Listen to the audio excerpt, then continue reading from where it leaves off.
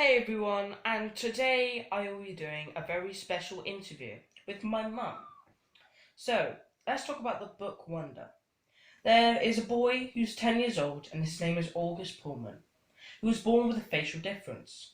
Now, all Oggy wants to do is feel normal, but he has to get used to being stared at and avoided by others throughout his entire life. The novel tells a story of Oggy going to a real school for the first time and growing up substantially over the course of his first year there. The novel has different perspectives of Oggy's entire life through different of his family members and friends. And I think this was an ingenious idea of the author, R.J. Palacio, and to explain our journeys just a few members as it is really parallel with Wonder in so many ways that you would actually think it was written for me. Now, the different perspective is from his sister, Via Pullman. Now, Via sometimes feels like she's less important child in her family, since everyone often puts Oggy's needs first. She's starting a brand new high school at the beginning of the novel and has her own struggles. And there's Isabel Pullman, Oggy's mother, who loves Oggy deeply and truly wants the best for him, so much that she could be overprotective. Then there's Nate Pullman, Oggy's father, who has a special relationship with Oggy and wants to protect him, but recognises that he is important for Oggy to grow up and mature. Now, there is Julian Albans. Now, this is the story's main antagonist. Well, a kid who bullies, and he's consistently rude to Oggy and tries to turn the entire school against Jack. When Jack decides to keep being Oggy's friend. So hi, I'm Mel and I'm Nick's mum, and you might have got to know me through social media. Yeah, it's amazing to have you all in our lives. I'll tell you a little bit about myself. I grew up in a family that wasn't so functional. We had difficult times. We tried our best to remain, how can I say, happy. I met my husband when I was 15 and he changed my life for the good. So during our journey of growing together, we married at 20, married at 19, had my first child at 20. When we decided to have our fifth child, I lost a little baby during pregnancy before Nicholas. So when Nicholas came, we were very, very excited. Absolutely loved him from the minute go, and he was my special baby. However, when Nick was born with this birthmark, we was very, very scared. We had not known about what is now called the CMN condition. We didn't know at the time what it was. I was told that Nicholas might not be able to see because the mole had covered around his face, his central eyes, central middle of his face and around his cheek. So for me to be told that my child could be blind, that was an extra worry, and obviously that is a precancerous mole. I couldn't sleep that night. It was a little bit much to take in because I was looking at my baby he was my world, he is my world, and I wanted the best for Nicholas. So straight away, the children, obviously they were giving me advice on, and my husband saying everything's going to be all right. But I think my own experience was that I worry, and when I am looking at my baby, I can see that he's going to have a difficult journey, and during this time that meant lots of operations, because I knew you couldn't laser a CMN at that time, because we're talking about 13 years ago. We got medical advice and made the difficult decision to have the CMN removed for the best medical outcome. Didn't have support. I had people being very cruel, very unkind, comments that some I can't even begin to speak to you all about. It takes me back in a very bad place. It's very hard to go back. So we're here today, and I want to help everyone that has a child with a difference for the positive outcome, because our baby is very special and my family embraced my baby, and those that didn't, and those people that were unkind, if you have that now right in your life, then you need to let go and say to them, I can't have you in my life anymore. Of winning Kinder, that was such a beautiful, embracing picture of his face, his scars and who he was. And this gave us a platform that we knew when Nicholas was born, that he was, as my daughter Christina would say, he's going to be special role model mum. He is going to stand out. He's born to stand out. So it sounds familiar, right? Because when the book Wonder came to my attention, I still can't read the book because it takes me back to the place where it's very hard to remember. I should have received counselling at the time, but I didn't. There wasn't anything on offer at that time. We are talking 13 years ago. A good family within the household, so we managed. Wonder came along. It was like it was our story, and I said to myself, you know, this is amazing, because what happened is, after Kinder, when Nicholas started campaigning for facial equality and giving out cards for kindness, and we started with what little we had, which we had, you know, our own funds. Nicholas would save some pocket money and print off some cards, and we do it at home. Nothing big, you know, just very simple.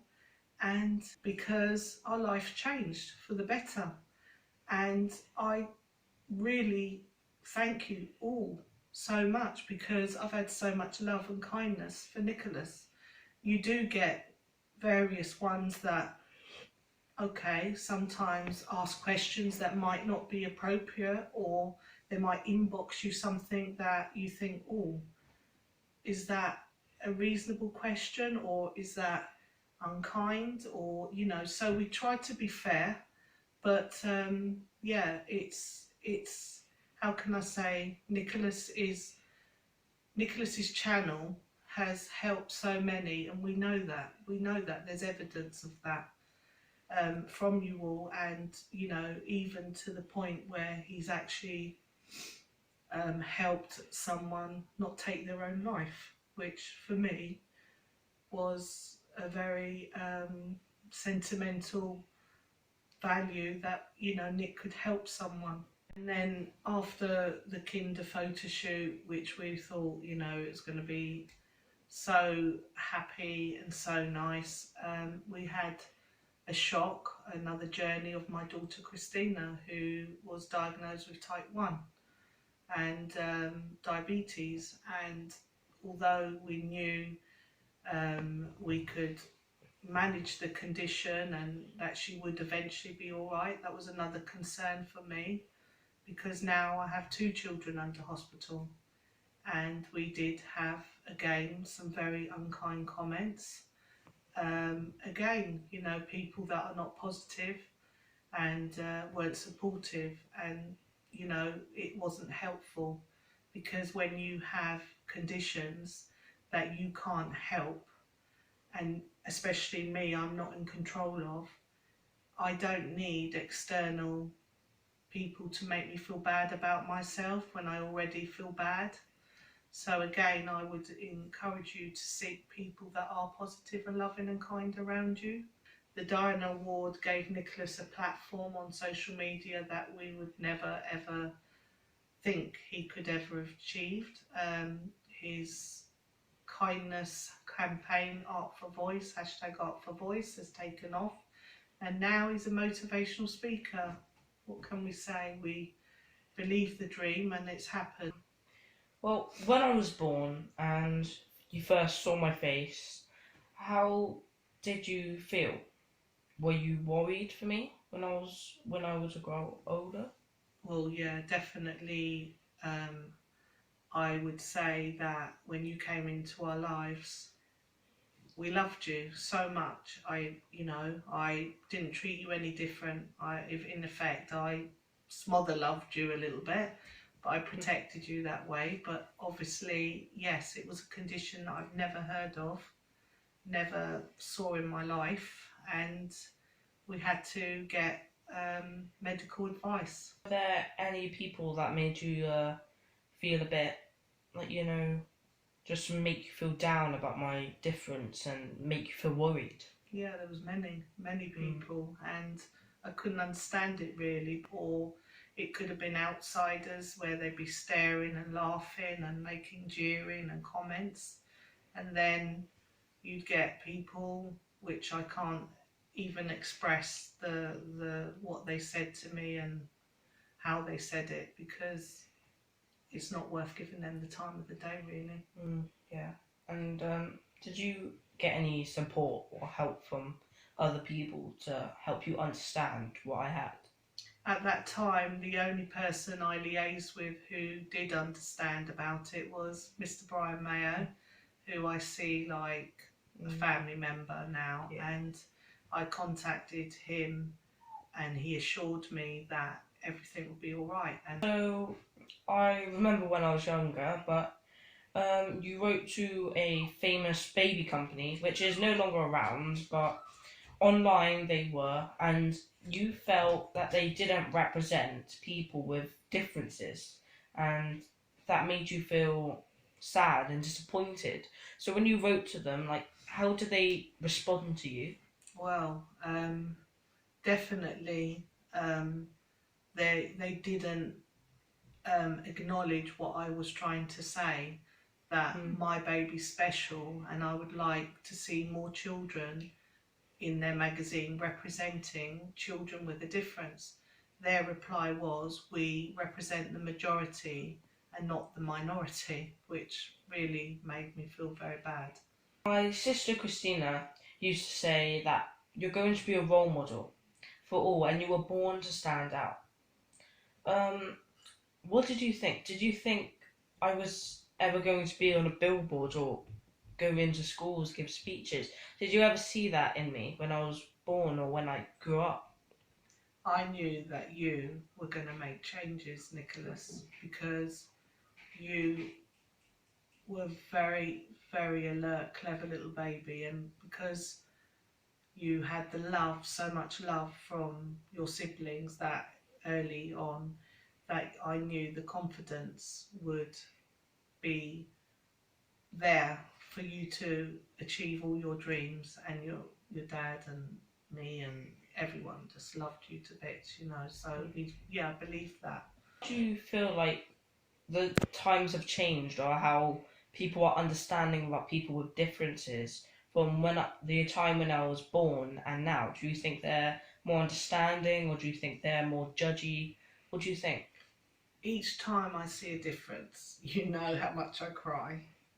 Sometimes I wish I never cried so much sometimes, but I cry with joy that when there's a change, that I know some child or children out there with differences are going to have a much easier life by having this accessibility to these provisions being made, i.e. look at Barbie. Yes, they released, or a few days ago, released the doll with vitiligo, and now, so much conditions that are embraced now, whereas before it wasn't like that when I had you 13 years ago. It was a totally different different scene. Now, looking back from when I was a child, or looking back on when there was always a situation where I needed your help, or anyone needed your help, what would you have done differently now looking back on it? During my time at primary school, when I was younger, or even now? Yeah, definitely. I would have done things differently. I might not have stayed at the first school so long. Yeah. I was a governor there and a teaching assistant and lunch support. Yeah, I think we outstayed our welcome. I fought too long for changes that weren't really implemented. But the second school, yeah, we got on as best as we could. So I think other things I would have changed would be definitely with anyone that was negative, not to have had them close to us. Thanks for raising me the way you did with Dad, and I'd just like to say thank you to both of you. And Thanks, I don't Nicholas. know if I Don't could start be me here. off again now, Yeah. please. Yeah. You know me. So there's 2 points I wanted to make from the book Wonder, and Julian is the only character who does not learn a lesson about kindness. And at the end of this book, why do you think the author Paoliccio, I think, chose not to have him change? It says here, Julian embodies what Via said to Oggy earlier on in the book. Some kids will always be mean. No matter how likeable and friendly Oggy is, there will always be those kids who cannot see past his face. When Oggy learns this through his life, he does not have to keep them people in his life, and that things have a habit of working out for the best. It's important to move past unchangeable negative opinions and not let them get to you. So basically, I agree with that. It is what it is. And at the end of the day, sometimes there's just no changing kids. Yeah. And they do want to be Or mean anyone. and unkind. Or anyone, adults too. Yeah. And you can't reason with the unreasonable. And sometimes, you know, like even we've had, you know, our journey, people saying we're broken people because of our medical condition. You know, to me, that's quite a disgusting thing to say, because, you know, we can't change what journey we've got. We can only make it better. Yeah. And our pain is someone's gain. Your first name is free, your last name is dumb, 'cause you still believe in where we were from.